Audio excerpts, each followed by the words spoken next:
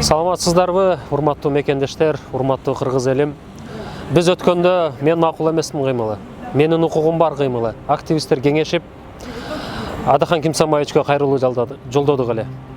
Элдик партияны эл тандайт деген аталышта. Мына ошол биздин кайрылуубузду четке какпай, агай демилгебизге туура көз карашын айткандыгы үчүн бүгүн биз ошол биздин акцияга, $1 акцияга комиссияны бекитип, коомчулукка алып чыгууну туура көрдүк.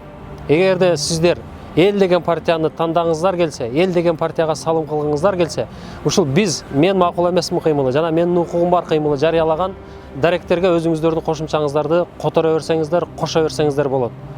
Биз бир гана элдин келечектеги жаш муундарыбыздын келечегин ойлоп бул кадамга барганбыз.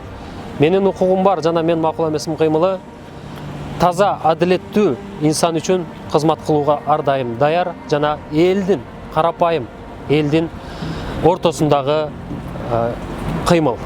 Рахмат.